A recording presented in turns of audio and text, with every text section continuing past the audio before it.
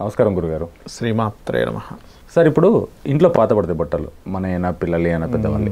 కొందరు ఏం చేస్తారు, పాడేస్తుంటారు, కొందరు వేరే వాళ్ళకి ఇస్తుంటారు, కొందరేమో స్టీల్ సామాన్లకు వేస్తుంటారు. అవును. అసలు పాత బట్టలు ఏం చేయాలంటారు? ఫస్ట్ ఆఫ్ ఆల్ ఏంటంటే ఇక్కడ బట్టలకి మనకి సంబంధం ఉంటుంది, తెలుసా మీకు? బట్టలకి మనకు సంబంధం ఉంటుంది. ఆ అంశాన్ని దృష్టిలో పెట్టుకొని మనం స్టెప్ వేయాలి బట్టల విషయంలో. ఓకే.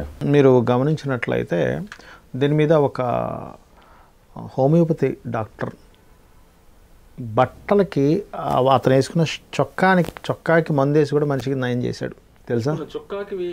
మందు వేసి నయం చేశాడు. ఆయన ఇప్పుడు చనిపోయాడు, లేడు ప్రజెంట్, బాగా ఏజ్డ్ అయిపోయి చనిపోయాడు. ఆయన చేసిన ప్రయోగంలో అతను చొక్కా ఎవరికైతే ఏ వ్యక్తికి అయితే రోగం వచ్చిందో అతను చొక్కాని తీసుకుని దానికి మందు వేస్తే మనిషికి తగ్గింది. అంటే ఈ విషయం నేను మీకు ఎందుకు చెప్తున్నానంటే, మనిషి వేసుకున్నటువంటి వస్తువులు, అంటే బట్టలు కానివ్వండి, ఏమైనా వస్తువులు వాడుతున్న దానికి ఎంత ఇంటర్ లింక్ ఉంటుందో అర్థం చేసుకోండి. Okay, right. మీరు కనుక కొన్ని మనం క్షుద్ర సంబంధించిన చేసేవాళ్ళది, మీరు జగదేక వీరుడు అతిలోక సుందరి సినిమాలో కూడా శ్రీదేవిది వాడు చిన్న బట్ట తీసుకొస్తాడు. అవును. అంటే ఏమిటి? ఆ క్లాత్, మనం ధరించినటువంటి క్లాత్కి మన ఆరాకి మన ఆత్మకి సంబంధం ఉంటుంది. సో ఈ బట్టల్ని మనము పారేసేటప్పుడు కానీ చాలామంది ఏం చేస్తారంటే పారేస్తారు, లేకపోతే ఎవరికైనా దానం ఇస్తారు, ఎవరికైనా పంచుతారు. పాపం మనం వేసుకోలేదు, పేదవాళ్ళు వేసుకుంటారు కదా అని.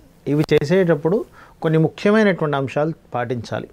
ఎందుకంటే దీనికి ఇంత ఎనర్జీ ఉంది కాబట్టి. నేను మీకు మందేసేది చెప్పాను, దీని మీద ఇట్లాంటివి కూడా జరుగుతుంటాయని చెప్పాను కదా.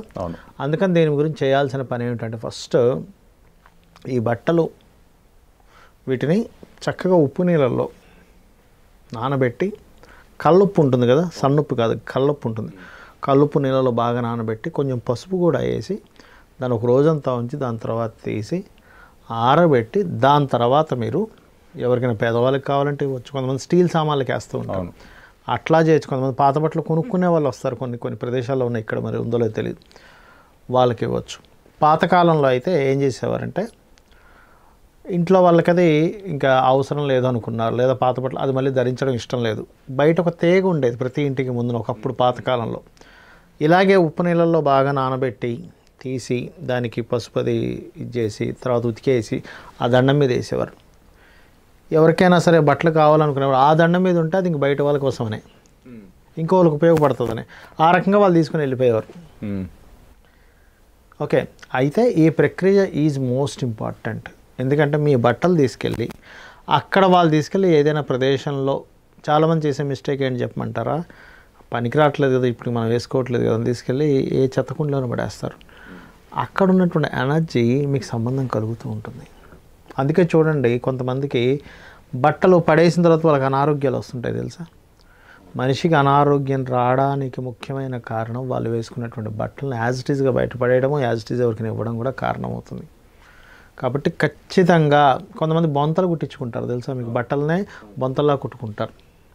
ఖచ్చితంగా బొంతలు కుట్టించుకునే చేసినా కూడా మీరు చేయాల్సింది ఏమిటంటే, ఉప్పు నీళ్ళలో, మొత్తం కల్లుప్పు నీళ్ళలో ఒక హాఫ్ డే అయినా పెట్టండి కనీసం. పెడితే మీకు ఆ బట్టకున్న ఆరా కట్ అయిపోద్ది. ఓకే. ఇంకోటి, ఎవరికైనా పంచదలుచుకుంటే ఒకే దగ్గర ఇచ్చేసేయకండి ఆ బట్టలన్నీ కూడా. మీరు ఉదాహరణగా సికింద్రాబాద్ ఏరియాలో ఉన్నారు, ఒక 4-5 దుస్తులు మీరు ఇచ్చేద్దాం అనుకుంటున్నారు, ఒక దగ్గర, ఇంకో దగ్గర, ఇంకో దగ్గర అట్లా ఇవ్వండి. ఒకే దగ్గర సామూహికంగా ఇవ్వడం వల్ల కూడా దానికి ప్రమాదం ఉంటుంది. ఒక్కోసారి సరిగ్గా మీరు అది ఉతకకుండా ఇచ్చిన ఏదైనా చేసినా కూడా ఫస్ట్ ఉతికి ఇచ్చినట్లయితే ప్రభావం తగ్గిపోతుంది. ఈ ప్రక్రియ ఖచ్చితంగా పాటించాలి మీరు. అందుకే చూడండి, మీ వస్త్రం మీరు వేసుకున్నప్పుడు మీకు ఏదో కనెక్ట్ అవుతుంది. మీకు వేరే వాళ్ళు షర్ట్ వేసుకోండి, కొంచెం సేపు మీకు కనెక్ట్ అవ్వడానికి టైం పడుతుంది. చూడండి, కొత్త బట్టలు వేసుకోండి, మీకు వేరే కనెక్ట్ అవుద్ది. మాసిపోయిన చొక్కా వేసుకోండి, ఏదో పిచ్చిగా అనిపిస్తూ ఉంటుంది. ఎందుకు అనిపిస్తుంది? బికాజ్ ఆఫ్ క్లాత్ ఏదైతే ఉందో అది చంద్రుడి సంబంధం, చంద్ర అండ్ కుజ కాంబినేషన్, శక్తిని మనసుకి సంబంధాన్ని కలిగి ఉంటుంది అది. కాబట్టి ఇది ఖచ్చితంగా పాటించాలి. అంతేగాని ఇంకొంతమంది ఏం చేస్తారంటే, నేను ఉతికాను సార్, ఉతికిచ్చిన తర్వాత కూడా ఇట్లాంటి ప్రభావం చూశానంటారు. అప్పుడు వాళ్ళకి జరిగే విషయం ఏంటంటే, ఇలా ఇచ్చేద్దామనే బట్టల్ని వీళ్ళు సపరేట్గా పెట్టాలి. మళ్ళీ తీసుకెళ్ళి ఆల్రెడీ వీళ్ళు వాడుతున్న బట్టల దగ్గర పెడతారు. మళ్ళీ అది కనెక్టివిటీ ఏర్పడుతుంటుంది. ఎందుకంటే వీళ్ళు రెగ్యులర్గా వాడే బట్టలకి ఆ ఆరా కనెక్ట్ అయి ఉంటుంది.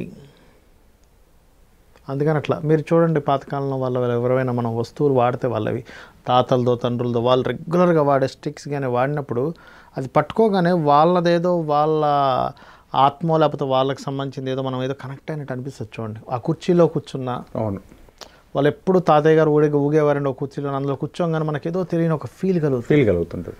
బికాజ్ మనం అనుకుంటున్నాం ఒక మనిషితో అయిపోయింది అనుకుంటున్నాం. కాదు, ఆ ఆరా యొక్క సంబంధాలు అలా ఏర్పడతాయి. ఇది చాలా లోతైనటువంటి విషయం. ఇది మెడిటేషన్స్ చేసేవారికి లేకపోతే ఆరా గురించి తెలిసిన వాళ్ళకి మాత్రమే ఇది అర్థమవుతుంది.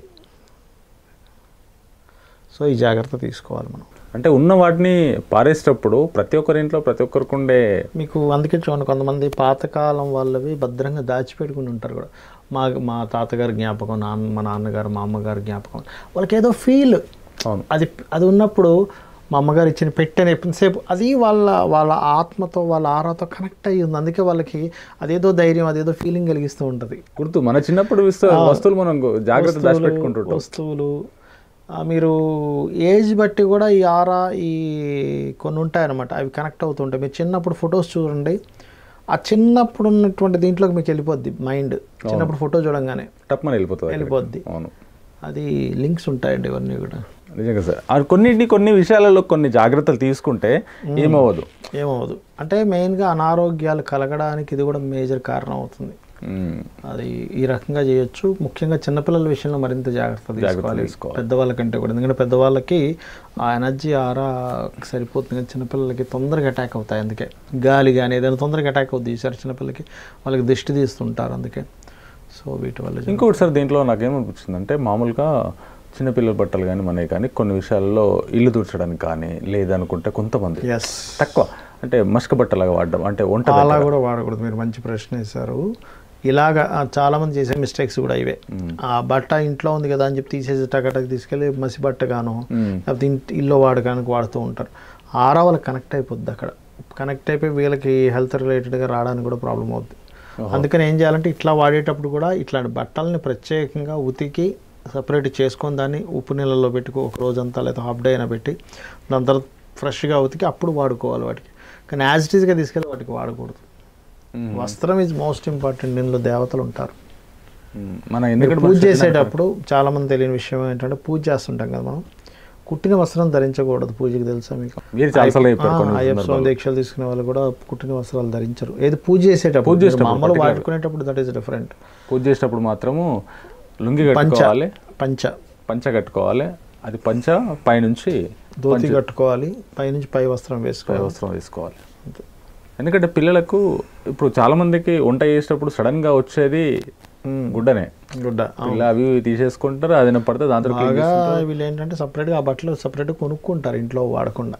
కొంతమంది సపరేట్ బట్టలు ఉంటాయి, అవి సపరేట్గా వాటి కోసం ఎక్స్క్లూజివ్లీ వాడుతూ ఉంటారు. కొంతమంది తెలియక ఏం చేస్తారంటే సరే ఈ పాత చొక్క ఇది పాత దేపించాలో మసిగుడ్డ పెట్టేసి అంటారు. అంతే. అలా మసిగుడ్డగా వాడడం అనేటువంటిది most dangerous. Thank you sir. శ్రీమాత్రే నమః.